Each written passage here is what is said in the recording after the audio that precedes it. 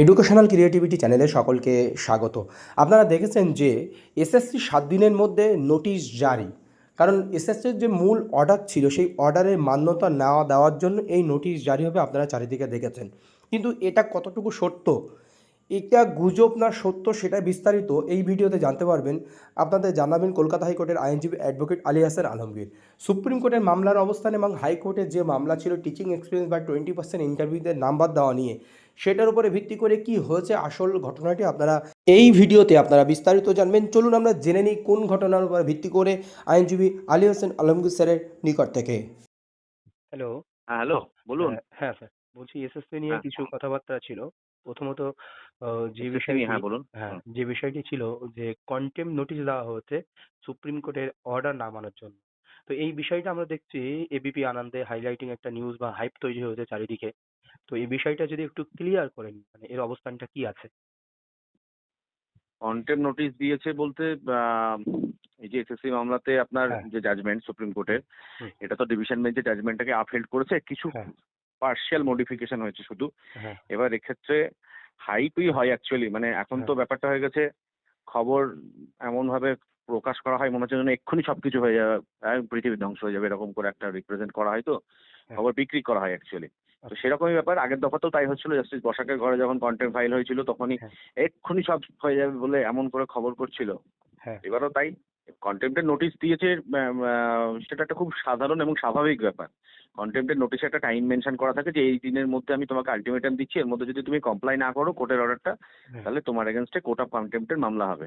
আচ্ছা, contempt of কোর্টের মামলা হবে। আচ্ছা, এবার সেইটা একটা সাধারণ ব্যাপার, এটা নিয়ে খবর হওয়ার মতো কিছু নয়। খুব আচ্ছা, নরমাল একটা প্রসিডিওর। যারা জানে তারা এইসব সম্পর্কে তারা এতে প্রভাবিত হওয়ার ব্যাপার নেই। আচ্ছা, আচ্ছা, আচ্ছা। কন্টেম্পটে গিয়ে তারপর কন্টেম্পট যদি কোর্ট মনে করে কন্টেম্পট, তাহলে কন্টেম্পট হচ্ছে সবসময় কোর্ট আর হ্যাঁ, কন্টেম্পনারের মধ্যে। এখানে আচ্ছা, বাকিদের ভূমিকা হচ্ছে সীমিত। কোর্ট বুঝবে যে কোর্টের অর্ডারে কন্টেম্পট হচ্ছে কিনা সেটা। তো বাকিদের কাজ হচ্ছে ব্যাপারটাকে, মানে যে পক্ষই থাকুক, আপনি পিটিশনার থাকুক, কন্টেম্পনার হ্যাঁ, থাকুক, বা আপনি দেখা গেল একটা জাস্ট প্রোফার্মা রেসপন্ডেন্ট হিসেবে থাকুন, আচ্ছা, আচ্ছা, আপনার কাজ হচ্ছে ব্যাপারটা কোর্টের নজরে তুলে আনা। এবার হ্যাঁ, তারপর কোর্ট বুঝে নেবে। আচ্ছা। তো এখানে এরকম করে খবর, মানে এখন যা বিক্রি হচ্ছে বলেই করছে এরা, কি বলবো আর, দুঃখজনক এটা। তাহলে আসল বিষয়টি তখন তেমন গুরুতর বিষয় কিছু নয়। ওর তো এখন আপাতত দেখুন, সামার ভ্যাকেশন চলছে।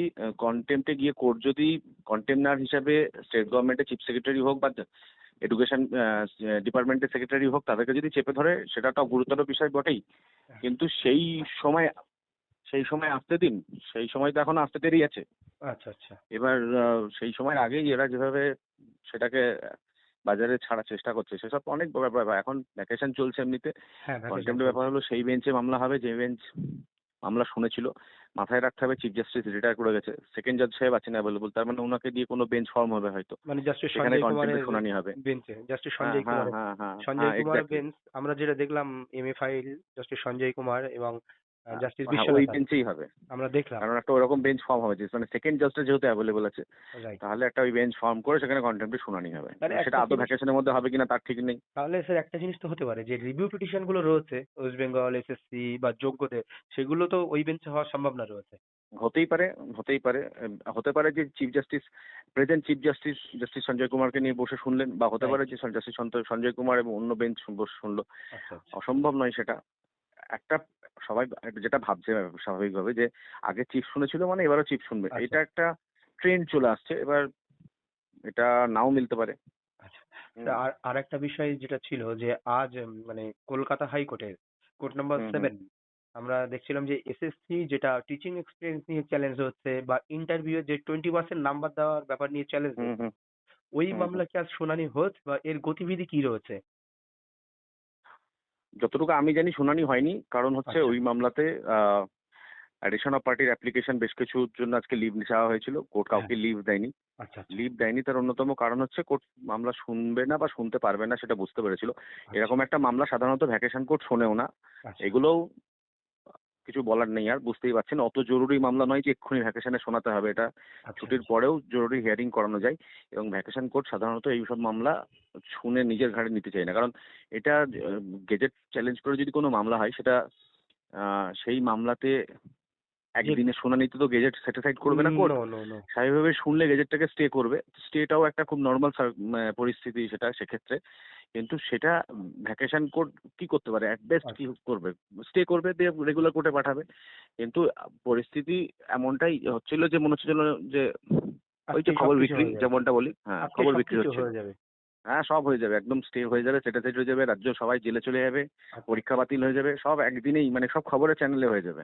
আচ্ছা আচ্ছা অ্যাকচুয়ালি মানে আপনার এটা তাহলে finally court number 18 justice Saugata ভট্টাচার্যের বেঞ্চে আসবে সম্ভবত, সেই বেঞ্চে যাবে, হ্যাঁ। ওখানে যেখানে এসএসসি অ্যাডিশনাল মামলা পার্টির শোনা হচ্ছে। অ্যাপ্লিকেশন হচ্ছে এবং তাতে করে যারা ইন সার্ভিস টিচার, যারা তাদের টিচিং এর জন্য, টিচিং এক্সপিরিয়েন্সের জন্য নাম্বার চাইছে, তারাও যুক্ত হচ্ছে। আচ্ছা আচ্ছা আচ্ছা okay sir, thank you sir. Hmm hmm hmm, okay thank you. Okay.